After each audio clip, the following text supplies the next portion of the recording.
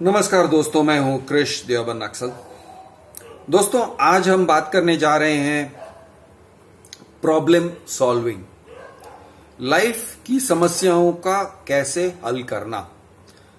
अब पहले ही बता दूं कि हर समस्या का हल नहीं होता है, और अगर हल हुआ तो उस हल में से कोई समस्या भी निकलेगी।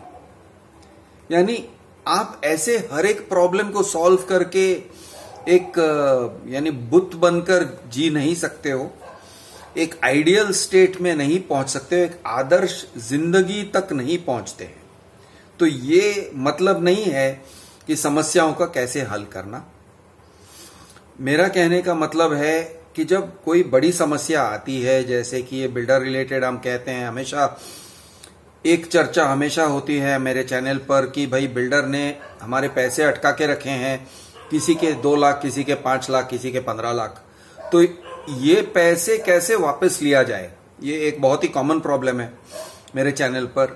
दूसरा एक प्रॉब्लम है कि भाई बिल्डर पोजीशन दे नहीं रहा है, ओसी आया नहीं है, या ओसी आ गया है लेकिन बिल्डर छोड़ नहीं रहा है, बिल्डर से डिस्प्यूट्स है। ये टाइप के प्रॉब्लम्स होते हैं। कुछ ऐसे भी प्रॉब्लम्स होते हैं कि जैसे कि बिल्डिंग रीडेवलपमेंट में है, फंस गया है, या बिल्डर निकम्मा बिल्डर रीडेवलपमेंट प्रोजेक्ट पे कब्जा करके बैठ गया है। तो इस तरह की कई सारी समस्याएं हैं। अब इस समस्या से या इन समस्याओं से लड़ा कैसे जाए, जीता कैसे जाए, इन्हें अप्रोच कैसे किया जाए, इनके तरफ हम मीनिंगफुली इन्हें किस तरह से अटैक कर सकते हैं।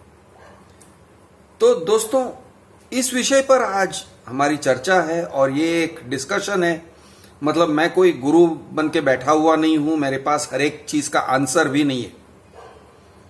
मेरे पास मेरे एक्सपीरियंसेस हैं जो मैं आपके साथ शेयर कर सकता हूं, या एक्सपीरियंसेस का सारांश जो है, मेरे सारे अनुभव के सारांश आपके सामने रख सकता हूं। लेकिन इसका मतलब ये नहीं है कि मैं हर एक मैच में जाऊंगा और हर एक मैच जीत कर आऊंगा, ऐसे नहीं है। कभी कभी चौके छक्के मार देता हूं, तो कभी कभी 0 पे आउट भी हो जाता हूं, और ये लाइफ है, ऐसी ही लाइफ है। तो जैसे आप हैं वैसे मैं हूं। कोई सेलिब्रिटी नहीं हूं, कोई एक्सपर्ट नहीं हूं, किसी तरह का मेरा महारत नहीं है, एक्सपीरियंसेस शेयर कर रहे हैं। तो दोस्तों, कई बार लोग मुझे फोन करके कहते हैं कि कृष, काश के मैंने आपको 2019 में कांटेक्ट किया होता, या 2020 में कांटेक्ट किया होता, 1-2 साल बच गए होते, क्योंकि मेरे बहुत सारे पैसे अटके पड़े हैं बिल्डर के पास, और आपके ये वीडियोस मैंने देखे, और ये वीडियोस में आप कह रहे हो कि ये कर सकते हो, वो कर सकते हो, काश मैंने तब किया होता। तो एक तो मेरा ये जवाब रहता है कि दोस्त, अभी भी कर सकते हो, बहुत देर नहीं हुई है। आपके पैसे अटके हुए हैं, 60 लाख 70 लाख अटके हुए हैं। कुछ लोग कहते हैं कृष, लिमिटेशन पीरियड पास हो गया है, 2016 में बिल्डर ने जब्त कर लिया था। उसका भी जवाब है मेरे पास। जवाब यह है कि लिमिटेशन पीरियड कोर्ट में जाने के लिए होता है। यानी आप अगर सिविल कोर्ट को अप्रोच करोगे और आपने 2016 के बाद कोई चिट्ठी पत्री नहीं की है बिल्डर के साथ पैसों को लेके,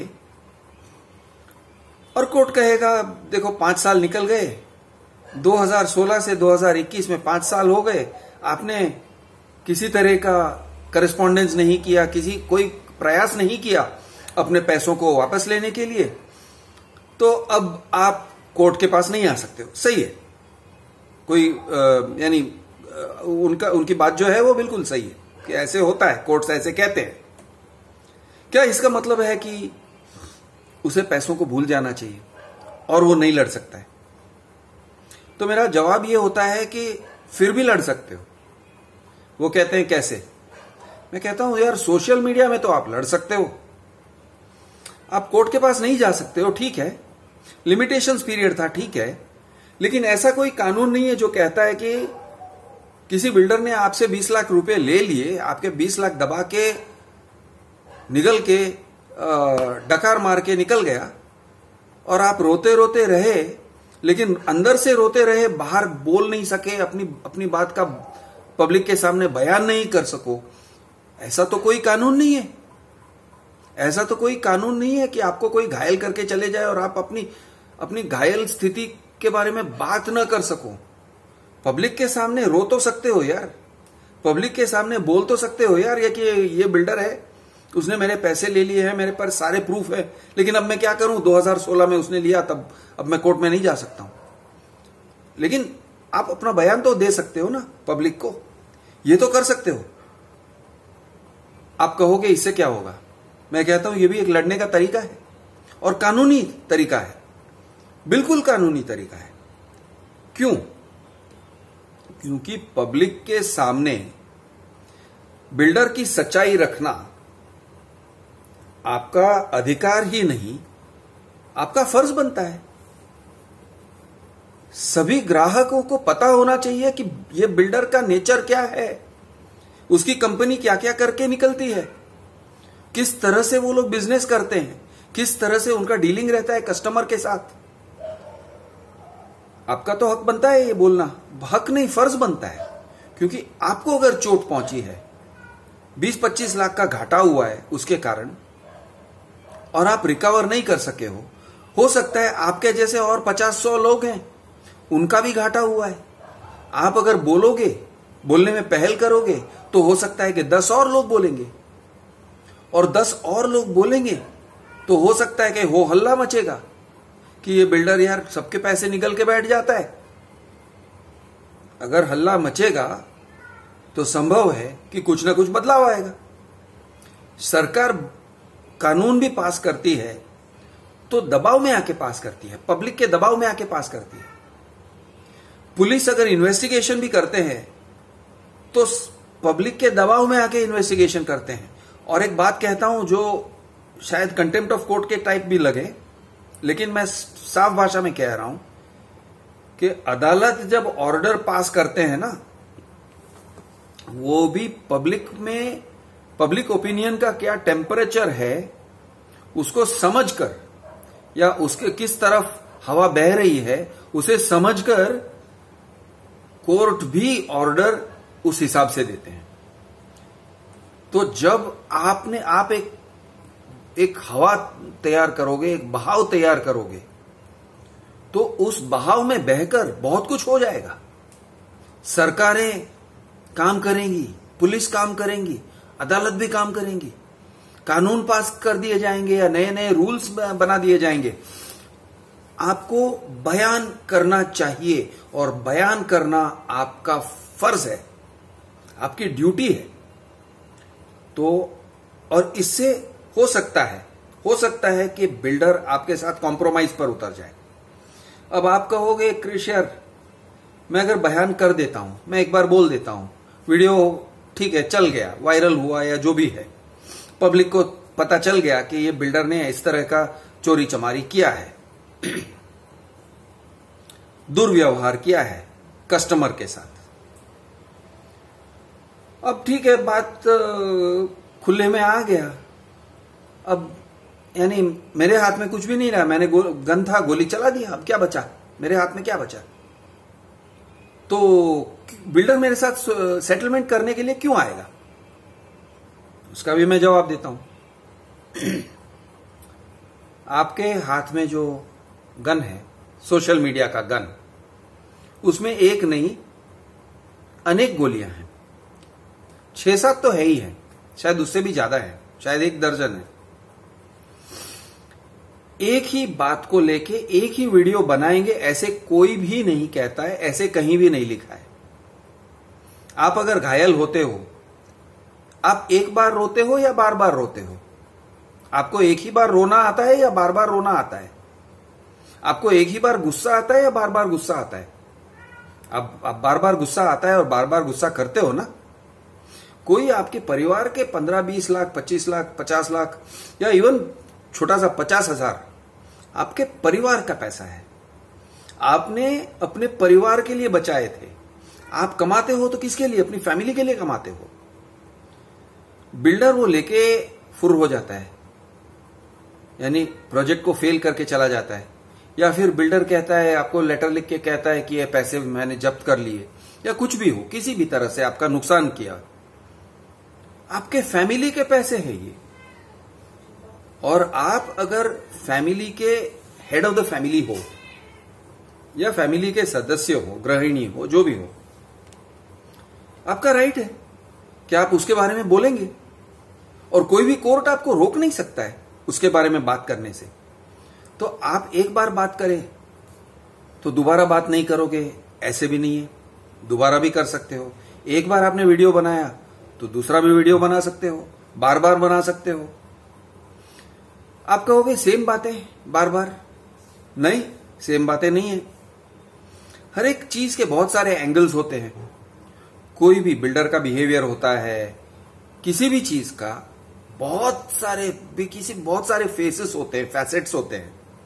जैसे कि मैं आपको बताऊं, एक बिल्डर है, उसका प्रोजेक्ट डेंजरस है। डेंजरस मतलब फाइनेंशियली डेंजरस है, आपके बहुत सारे पैसे उसमें डूब सकते हैं। अब आप उसको डिस्कस करने निकलते हो, तो आप डिस्कस करते हो तो क्या कहते हो, पहले आप उसके ओवरऑल व्यवहार के बारे में बात करोगे, आपके पैसे डूब गए उसके बात करोगे, ठीक है। अब क्या करोगे, अगली बार आप वीडियो किसके बारे में बनाओगे? तो यार उसके जो एग्रीमेंट है, प्रोफोर्मा अग्रीमेंट में जो क्लॉजेस लिखे हुए हैं उसकी चर्चा की जा सकती है या नहीं की जा सकती है? बहुत सारे ऐसे क्लॉजेस लिखे हुए होते हैं जो झूठे होते हैं या जो हानिकारक होते हैं, आपके लिए, पब्लिक के लिए हानिकारक होते हैं। यानी वो सब क्लॉजेस को ड्राफ्ट किया हुआ है बिल्डर को बचाने के लिए, बिल्डर के वकीलों ने ड्राफ्ट किया हुआ है और बहुत पैसे लिए हैं उन्होंने ड्राफ्टिंग के लिए, करोड़ों में पैसे लिए हैं। तो वो जो ड्राफ्टिंग है उसमें आपके लिए क्या हानिकारक है, क्या हानिकारक हो सकता है, साबित हो सकता है आगे चल के, या ऑलरेडी किस तरह से आपके इंटरेस्ट के विरुद्ध है, आप डिस्क्राइब कर सकते हो, आप डिस्कस कर सकते हो, आप उसके बारे में एक वीडियो बना सकते हो। अब एक ही अग्रीमेंट प्रोफोर्मा में, या आपने अगर अग्रीमेंट साइन कर लिया है तो अग्रीमेंट में, आपके एक अग्रीमेंट में कम से कम मैं समझता हूं कि 70-80 तो क्लॉजेस हैं, पैराग्राफ्स हैं। 70-80 में से 10-15 तो ऐसे क्लॉजेस हैं जिसके असर आपके ऊपर खराब पड़ता है, आपके अधिकारों को वो छीन लेता है। ये टाइप के बहुत सारे क्लॉजेस हैं, डिस्कस करिए ना। इसके अलावा भी और भी पेपर वर्क है। बिल्डर के टाइटल सर्टिफिकेट्स हैं, टाइटल सर्टिफिकेट एक या अनेक होते हैं जो अपलोडेड होते हैं रेरा पर। उसके बारे में एक बार डिस्कशन करने बैठेंगे तो आराम से उसकी अगर उस प्रोजेक्ट में कुछ गलतियां हैं या खराबी है तो बहुत सारी बातें हैं जिसके बारे में हम चर्चा कर सकते हैं। और आप चर्चा करने बैठोगे ना तो बहुत सारी टॉपिक्स निकलती हैं।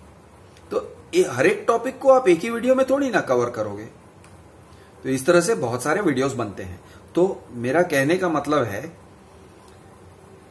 कि आप अगर क्रिकेटर हो और पहले बॉल पे आप रन नहीं बना सके तो चलेगा, दूसरे बॉल की इंतजार करो। हो सकता है कि आप चौका मारोगे या छक्का मारोगे या चीकी सिंगल ले लोगे, लेकिन कुछ तो करोगे उसके साथ। दूसरे बॉल पे कुछ नहीं कर सके, इंतजार करो तीसरे बॉल के लिए। तो कहने का मतलब आपके सामने बहुत सारे बॉल्स हैं, लड़ो, आप लड़ सकते हो। दोस्तों, सबसे बड़ी बात यहां पर यह है कि अगर कोई आपके पैसे ले लेता है तो आपको आक्रामक होना चाहिए। अगर आपका पूरा एक माइंडसेट ये है कि मैं उसके सामने गिड़गिड़ाऊंगा, उसके सामने रोऊंगा, उसको मैं मेरी समस्याएं बताऊंगा, तो ये गलत माइंडसेट है। आपका माइंडसेट आक्रामक होना चाहिए कि मैं उसके सामने गिड़गिड़ाऊंगा नहीं, मैं उसको कानून के लपेट में कैसे लूं वो मैं देखूंगा। अब कानून के लपेट में किसी भी बिल्डर को कैसे लेते हैं? तो दोस्तों, सबसे बड़ा काम है इसमें आपका लिखावट, करेस्पॉन्डेंस, चिट्ठी पत्री, ईमेलबाजी, लेटरबाजी। अब आप कहोगे लेटरबाजी से क्या होता है, लेटर लिखने से क्या होता है? मैं कहता हूं लेटर लिखने से बहुत कुछ हो जाता है। लेटर्स दरअसल बहुत ही, वो कहते हैं ना, pen is mightier than the sword. वो pen is mightier than the sword यानी कलम तलवार से ज्यादा तेज है। ये बात आपको लेटरबाजी से पता चलता है। अगर बिल्डर को सही तरीके से उसके ही गुनाह को बयान करने के लिए मजबूर किया जाए, वो खुद अपने गुनाह को कबूल करेगा अपने ही लिखावट से। उस तरह से आप लेटर्स लिख सकते हो, आप उसके साथ करस्पॉन्डेंस कर सकते हो। तो जब ये करस्पॉन्डेंस होता है तो उसके सामने केस तैयार हो, यानी अदालत के सामने जाने की तैयारी होती है। अब मैं ये नहीं कह रहा हूं अदालत के सामने जाओ, मैं ऐसे नहीं कह रहा हूं, शायद आप नहीं भी जा सकते हो, लेकिन आप लीगल भाषा में बात तो कर सकते हो। अब लीगल भाषा में बात करोगे और फिर उसका वीडियो बनाओगे, ये भी कर सकते हो। आप अपने बिल्डर के साथ करस्पॉन्डेंस करते हो, उसको एक नोटिस भेजते हो, 2 नोटिस भेजते हो, 3 नोटिस भेजते हो। बिल्डर उसका जवाब देता है या नहीं देता है, वो चुप्पी के पीछे अगर छुपना चाहता है तो वो उसकी गलती है, उस गलती को आप एक्सपोज कर सकते हो। अगर उसने लिखा और हर एक बात को डिनाई किया, वो कहता है ऐसे नहीं है वैसे नहीं है, कुछ तो लिखेगा, तो ठीक है, उसका डिस्कशन हो सकता है, उसके बारे में हम आपस में बातें करेंगे कि आपने क्या नोटिस दिया था, नोटिस देने की वजह क्या थी, उसने बिल्डर ने आपके साथ क्या नाइंसाफी किया था, आपके पैसे कैसे लिए थे, या आपको जो भी है आपके साथ किस तरह से गलत हुआ है, हम उसकी चर्चा करेंगे। और आपने जो नोटिस लिखा उसकी चर्चा करेंगे, फिर उसने क्या जवाब दिया उसकी चर्चा करेंगे। तो ये चर्चा करने से क्या होता है? आप कहोगे यार कृष, ये नोटिस और ये सब हम करेंगे और चर्चा करेंगे, इससे क्या होता है? इससे 2 या 3 काम होते हैं। एक काम ये होता है कि जो कुछ भी बिल्डर के गलत तरीके हैं, तौर तरीके हैं डीलिंग करने के आपके साथ, वो सारे तौर तरीके उजागर होते हैं। बिल्डर के गलत तौर तरीकों को उजागर करके आप पब्लिक की सेवा करोगे, ये पहली बात। आपको नुकसान हो गया है, अब उस तरह से और लोगों को नुकसान न हो, ये काम, ये कोशिश आप करोगे।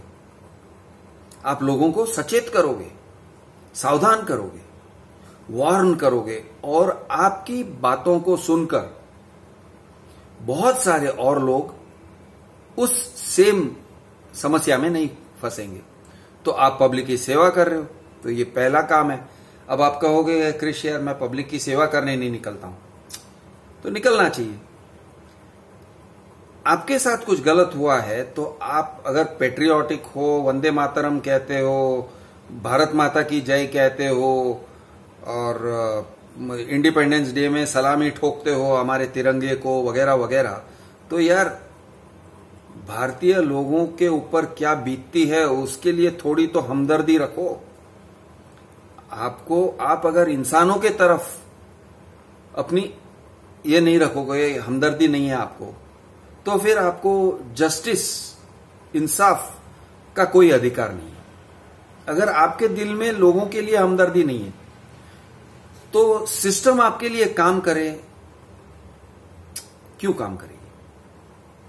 ये बात आप हमेशा दिमाग में रखो। तो पहली बात है कि आपको किसी भी सूरत में पब्लिक को सामने रखना है, पब्लिक को उजागर, यानी उस गलती को उजागर करना है पब्लिक के सामने, पब्लिक को जागरूक करना है, पब्लिक को मोटिवेट करना है। आप लड़ोगे, पब्लिक भी मोटिवेट होते हैं, वो उनमें भी लड़ने का जोश आता है। आप पहल करोगे तो आपके साथ और भी लोग जुड़ते हैं। तो ये एक सोशल मीडिया का एक्टिविटी है, करना बहुत जरूरी होता है। तो ये पहली बात, समाज सेवा। लेकिन समाज सेवा के साथ आपका खुद का भी सेवा हो रहा है। कैसे? आप सिचुएशन खड़ा करोगे, आप लड़ोगे, तो बिल्डर आपके साथ सेटलमेंट करने पे मजबूर हो सकता है। कई बार होता है। ऐसे बहुत सारे लोग हैं जिन्होंने मेरे चैनल पे वीडियो बनाए, मेरे साथ बात किया, या उन्होंने वीडियो बना के मुझे भेजा और बिल्डर ने उनके साथ सेटलमेंट किया। बिल्डर ने उनके पैसे पूरे लौटाए। उनके इनफैक्ट कभी कभी अग्रीमेंट होने के बाद भी पूरा का पूरा अग्रीमेंट कैंसिल होता है। आप यकीन नहीं मानोगे, आपको लगेगा सिर्फ टोकन होने के बाद कैंसिल होता है या बुकिंग अमाउंट के बाद। अरे अग्रीमेंट होने के बाद, बाकायदा अग्रीमेंट होने के बाद, बैंक डिसबर्सल होने के बाद, यानी लोन भी डिसबर्स हो जाता है, बिल्डर के पास पैसे भी चले जाते हैं, वो भी फेरे उल्टे फेरे हम फिर सकते हैं। बिल्डर फिरेगा। कब फिरेगा? जब आप जमकर लड़ोगे, जब जंग करोगे, जब आपका फाइटिंग स्पिरिट है।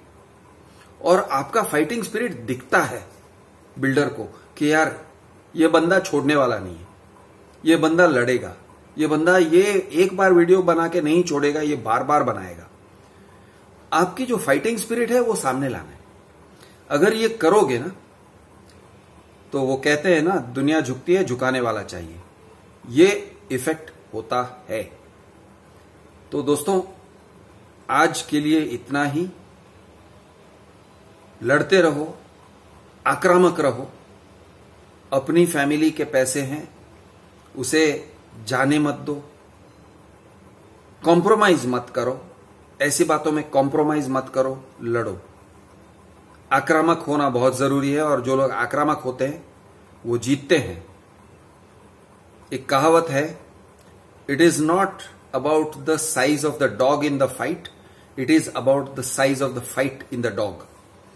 मतलब अगर दो कुत्ते लड़ते हैं, एक छोटा कुत्ता एक बड़ा कुत्ता है, जरूरी नहीं है कि बड़ा कुत्ता जीतेगा।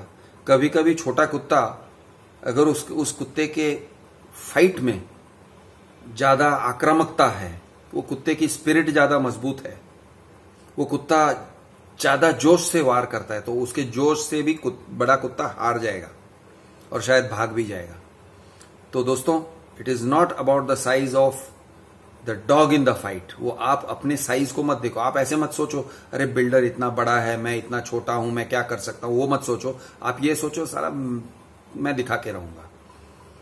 आप करोगे, आप जीतोगे, आप जीत सकते हो, और आपके पैसे आपको वापस मिल सकते हैं, यकीन करिए। मैं हूं आपका दोस्त कृष्ण अर्बन नक्सल। जय हिंद, जय महाराष्ट्र, जय जवान, जय किसान।